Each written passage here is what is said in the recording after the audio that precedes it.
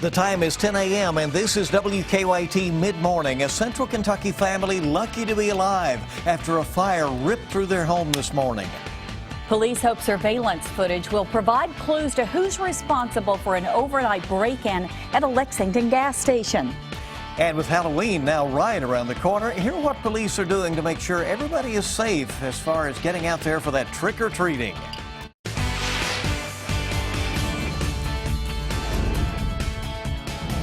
This is WKYT Mid Morning.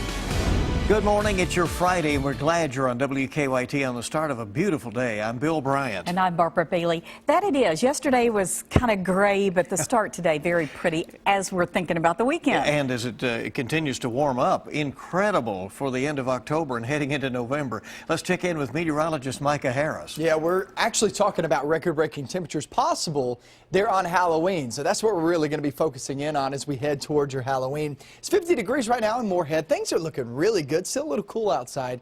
Upper 40s, lower 50s, and we'll hit 67 by the afternoon. It's that fall weather right now. We're just slightly above average for this time of year, but that focus of the forecast is about that big-time warm-up. Absolutely nothing that's going to spook you out about my 7-day forecast. You'll really like it. I think you'll absolutely enjoy it, especially for those little trick-or-treaters that are going to be running around the neighborhood. Great weather for them. I'm going to show you that coming up in just about 10 minutes. See you then. Thank you.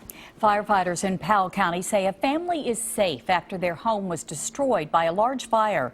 That fire started around 5 this morning at a home on 5th Avenue in Clay City. Homeowners tell us that a man and his pregnant girlfriend were currently renting the home. Crews say the couple lost everything in the fire. Fire officials initially had a very difficult time getting the fire under control due to lack of first responders available. We're told that crews from Winchester and Mount Sterling were called in to help put out the fire. At this time, the cause of the fire has not been determined. We have now learned the name of a man shot in Lexington overnight. It happened just before 6 this morning at an apartment on Keys Road off Russell Cave Road. Police say Houston Adams suffered non-life-threatening injuries after being shot in the face. Investigators say they do not have any information on a possible suspect at this time. New this mid-morning, police are hoping that surveillance footage will help them to get an arrest in an overnight break-in at a Lexington gas station. It happened just after 4 this morning at the Marathon at the corner of Rosemont Garden and Southland Drive. Police say the suspect got away with cigarettes and lottery tickets. One person is in the hospital, another in jail following an overnight crash in Lexington. It happened around 1:30 this morning on Cambridge Drive. Investigators say the driver was under the influence when the car flipped. One passenger was taken to the hospital with a minor head injury. Police say a second passenger ran away. A man is accused of trying to pass a fake $100 bill in Whitley County. Roy Wells is charged with 2 counts of forgery.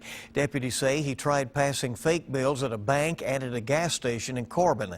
It's the second counterfeit cash case in Whitley County this month. Deputies say the fake bills that Wells used have a vertical ribbon on them. In the other case, the bills did not have that ribbon. The search for human remains continues at the Kentucky River this weekend. The Valley View Ferry will be closed again tomorrow while Lexington police and firefighters search the area. Investigators say human remains were found in the river near the ferry twice in the last week. So far, the remains have not been identified. The Fayette County coroner says investigators likely won't find DNA on the remains because they'd been in the river for so long. The coroner says the remains are being taken to a forensic lab at the University of Tennessee for testing. A Northern Kentucky church treasurer is facing charges after police say she stole more than $50,000 from the church. Dorothy Barth is charged with theft by unlawful taking. Barth was the treasurer for Trinity United Methodist Church in Augusta. State police say she stole the money between September of 2015 and June of this year. Church officials did not want to comment on the case. Barth is in the Mason County Detention Center. A committee formed by Democrats to investigate Republican Governor Matt Bevin is planning to meet today. But 2 state transportation cabinet employees invited to testify won't be there. Attorneys for the Bevin administration sent committee chair State Representative Jim Wayne a letter refusing to make those state employees available. House Speaker Greg Stumbo appointed the committee to investigate whether the governor delayed a road project in Jessamine County as a political vendetta. This morning, the NTSB is investigating what caused a plane carrying Republican vice presidential nominee Mike Pence to skid off of the runway. Now, that accident happened last night as the aircraft was landing at New York's LaGuardia Airport in heavy rain. Brooke Silva Braga is at the airport now with the latest. This morning, the Boeing 737 that carried Republican vice presidential nominee Mike Pence was moved back onto the LaGuardia Airport runway. It skidded off last night, not far from a major New York City highway. It was relatively close to the Grand Central. It would have been hundreds of feet away if I had to guess. Port Authority officials say the aircraft overshot the runway after a hard landing in heavy rain. Alan He has been following Governor Pence on the campaign trail for CBS News and was on the plane at the time. We hit the ground with a big thump, followed by a series of bumps, and then you could smell rubber in the cabin. Everyone on board, including Governor Pence, his family, and more than 30 others were unharmed. Authorities say arrestor beds at the end of the runway slowed the plane down and may have saved lives. Approximately 80 arrestor beds were destroyed. The arrestor beds served their purpose tonight. Governor Pence took to social media to thank first responders. Brooke Silva Braga for CBS News, New York. Now, after canceling a fundraising appearance in New York last night, the vice presidential nominee appeared on the CBS Morning News this morning and says he'll be back on the campaign trail today in Pennsylvania and North Carolina. Well, Halloween is nearly here, and police across Kentucky are wanting to make sure that kids stay safe while out there trick-or-treating. And there are some precautions they've given parents that they need to take before children head out the door. And here they are. Halloween is a time when many kids get candy from strangers, so several states like Indiana and Ohio have laws prohibiting sex offenders from taking part in Halloween activities. Kentucky does not have that law.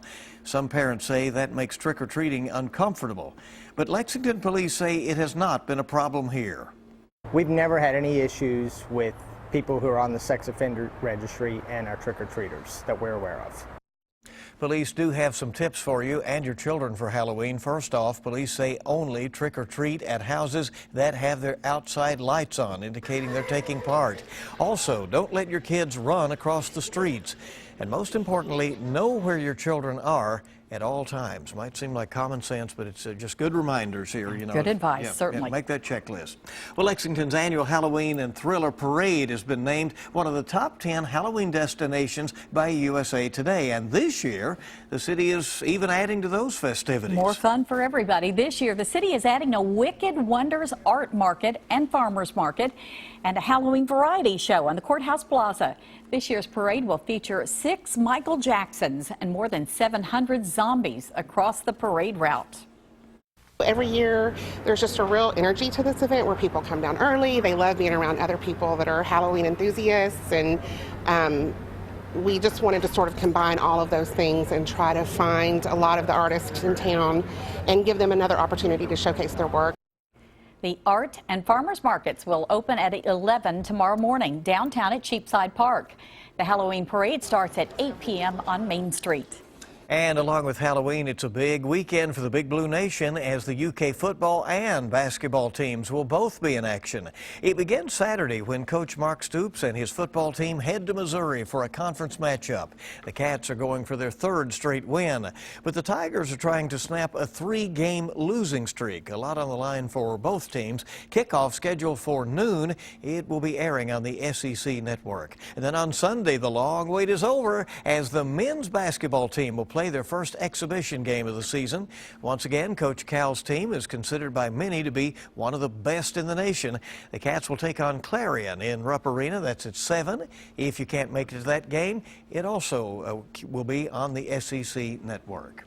Well, you better get your bets in this weekend. The Keeneland Fall Meet is nearly over. It wraps up tomorrow with the Halloween edition of Sunrise Trackside. There will be 10 races, including the $200,000 Hagyard Fayette. Racing begins at 1:05 both today and tomorrow and wraps up just after 6 p.m. on both days. There you have it. Difficult figuring out what to do this weekend. It seems like the fall meet just kind of zipped by, too. It did. Well, keep it right here. This mid-morning, a 3-year-old is quite the basketball player in Idaho. And we're going to show you all the skills he has coming up after Micah's forecast. One thing that will be the same from today to the weekend, the look of the sky. Something that's going to be totally different, the temperature, the feel outside. I'll show you how high we go with those temperatures because we get way up there. It's coming up next. Now, your zone-by-zone forecast with meteorologist Micah Harris. Such a good-looking day outside. It is on the cool side, though, and we talked about it this morning on WKYT this morning that once we get into the afternoon, you'll absolutely love the temperatures. We're sitting there mid to upper 60s, so it's going to take a little bit of time, but nonetheless, we will get there. 67 for our high today. A lot of sunshine, just a few clouds here and there, and that's about it. Heading off into the evening hours, we're going out toward the evening. Friday night football looks great. Hot cocoa, nice little blanket. One of those sweatshirts will be just fine. And then we head off into tomorrow. Tomorrow's going to be right around 78 degrees. I cannot rule out an 80-degree reading. A lot of these models, when you get those winds out of the south and southwest, and the winds anywhere from 10 to 20 miles per hour, a lot of these weather models actually go on the lower end of temperatures. They just don't pick up on it very well. And a lot of these weather models reading 76, 77 degrees. That's why I bumped it up a little bit, because we'll start to get those winds out of the south. So I just can't rule out an 80-degree reading. Nonetheless, 78, 79, 80 degrees, you'll feel the same outside. It feels really, really nice. That not only goes for Saturday, but Sunday too, and off into your Monday. It's going to be a good Halloween. I promise you that. I mean, really nice day for trick-or-treating.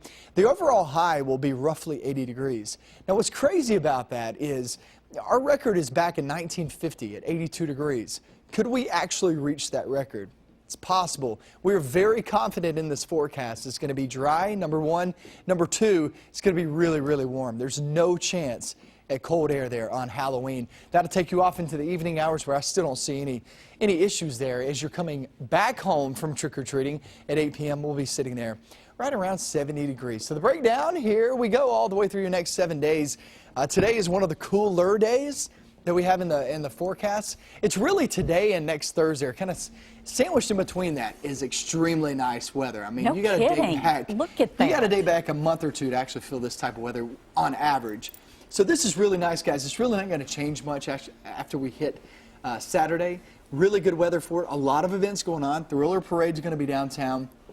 Big events across the region. Just keep in mind that everybody will be dry, and not only that, everybody will be very, very mild, especially for this time of year. I mean, that's a good feel. It's incredible. You gotta love it. If you practice, maybe next year there can be 7 Michael Jacksons. Yeah, right. But you have to practice. We have 6, right? Yeah. 6 Michael Pretty Jacksons. amazing. Get to work on I got it. it. I know. Or you could do I'm coming that, for it. the Black Cat run over in Frankfurt There tonight. you go. That's There you another big event. An Idaho toddler is already making a name for himself as a basketball player. The kid has skills. Check out 3-year-old Carter's skills. Despite his young age, he knows how to shoot, dribble, and pass his way around the court. He picked up the skills from his parents after watching them play. Carter's parents say he mirrors his play after his favorite NBA players, Stephon Curry and LeBron James. So he's following after some big names there. And he's so adorable. Isn't it unbelievable? He's really Look at that. cute.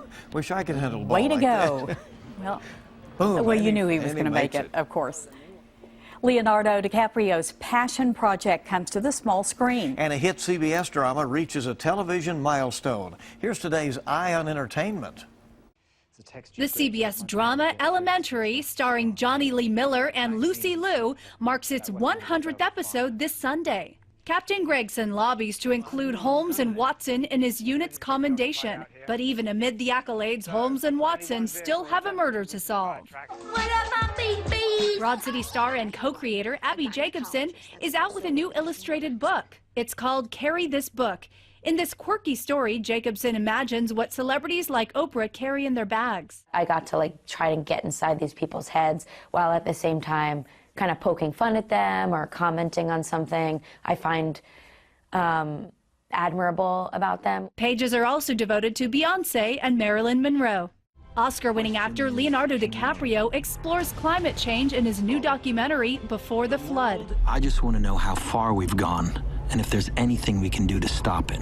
DiCaprio and director Fisher Stevens crisscrossed the globe to make the film. It's not a vanity project. He doesn't preach.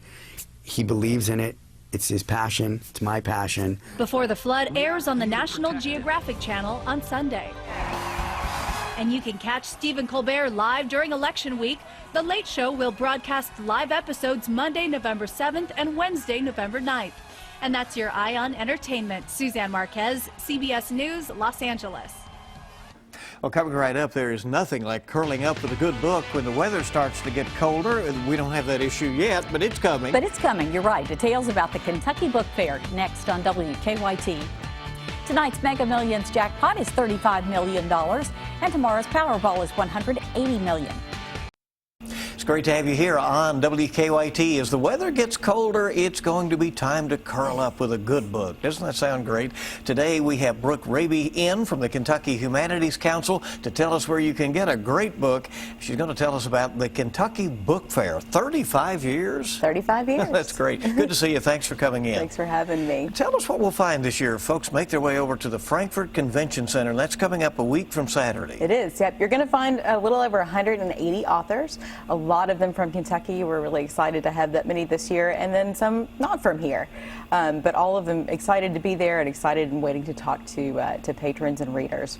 Drop some names for us. Sure, Who's absolutely. Yeah. You're going to see a lot of your favorites like Wendell Berry and Bobby Ann Mason and Frank X. Walker, Crystal Wilkinson. You're going to see some new folks like J.D. Vance, who's the author of Hillbilly Elegy, former U.S. Representative Barney Frank, South Carolina author Mary Alice Monroe. Gosh, there's just so many. The list keeps going on and on. Yeah. You know, Brooke, I have been many times to the book fair, and the thing that I enjoy so much, in addition to you can get your Christmas shopping done, so you're walking out with all those books, and it's always fun, but talking with the authors. You get that one-to-one FaceTime, just a little while, to find out why they wrote the book and what they hope to accomplish with that work. Absolutely, and that's one of the things that we've always tried to do with the book fair. For 35 years, we've been connecting readers and writers in a mutual sort of admiration and celebration of writing and reading. How long do you think people should plan to come and stay with you? Well, we hope they'll stay all day, but and we're doing things to make that more attractive. We'll have food trucks this year, which is new. We'll have speakers all the time on the main floor and also back in our presentation rooms at the Frankfort Convention Center. But it's 9 to 4:30, so you can stay as long as you like, as long as your interest is piqued and you see people you want to talk to. Early in the day, an event for kids, right? Right. We'll start the day with a story time with Mike Norris and Minnie Atkins. They're the authors of Mommy Goose. So that's going to be real fun. All right. If folks want to go, again, Frankfort Convention Center, and you get in for free, yes, right? It's free and open to the public. It's at Frankfort Convention Center in downtown Frankfort from 9 a.m. to 4:30 p.m. Again, that'll be Saturday, November 5th, a little bit earlier than it has been. And the kyhumanities.org for more information. You can find out all the good work you do there, right? Yep. Well, thanks for coming. Let's have a great book fair this year in Frankfort. You. And we hope you'll keep it here on WKYT. We'll be right back. We're glad you're with us today. If you have a hard time deciding which Halloween candies to eat, you're going to love this recipe. Such a decision, right? Oh, yes. Today in the Mr. Food Test Kitchen, it's Halloween candy bark. Halloween is right around the corner, and if you're looking for something that you can bring to the office or take to a Halloween party that's not the same predictable thing that everyone else is bringing, I've got an idea. It's a 3-ingredient candy bar bark that is as much fun to make as it is to share. All we need to do is combine a good amount of semi-sweet chocolate chips along with a bit of vegetable shortening and pop it in the microwave for a minute or two until it's melty. We spread this on a rimmed baking sheet that we've lined with wax paper. It should be about a 1/4 inch thick. Now, while this is still warm, we sprinkle on our favorite Halloween candy that we've cut up, and that can be anything from the gooeyest candy bars to candy corn. We'll pop it in the fridge for about a half an hour or so before breaking it up into pieces. That is, if we can get into the fridge. And whether you pile them on a plate, arrange them in a gift tin, or put them out on a board so everyone can cut a piece for themselves, I can assure you it won't take long for this to disappear. To get this fun recipe, all you have to do is go to our website and look up Halloween Candy Bark. I'm Howard with Kelly in the Mr. Food Test Kitchen, where today we found a monstrously fun way for you to say, ooh, it's so good. That's Something you could do with the Halloween candy that's left over, if you maybe. have plenty of sugar around like that. Yeah. And a lot of kids will be out and about because it's really, really nice weather as we head toward Halloween. 67 today, but after today, guys, we have talked about this really the past few days. It's going to turn really, really nice. We head off toward the weekend, mid to upper 70s. Can't rule out an 80-degree reading starting Saturday all the way through your Wednesday of next week. And it's those days are kind of sandwiched in between the 60s, but still 60s, you got to remember, is average. In my mind, I'm already in that weekend mode. Right. That's I think good. a lot of folks are. 82 that's the record, right? That's the record high. That was back in 1950, so it's been about 66 years. Could we break it? Could we tie it? That's what we're really going to watch out for, because there's really, honestly, we don't even have to watch the sky. There's no good chance of rain anytime soon. So it's just, are we going to hit that record on Halloween? Either way, trust me, it's going to be warm. Let's go for a record. Going to be fun trying, right? That's exactly right. Thank you for joining us for WKYT Mid Morning. We'll update the weather forecast. We have a lot of stories in progress for our next newscast coming up here at noon. The Bold and the Beautiful is next here on CBS. We hope to see you back here at noon. Until then, your news is always on WKYT.com.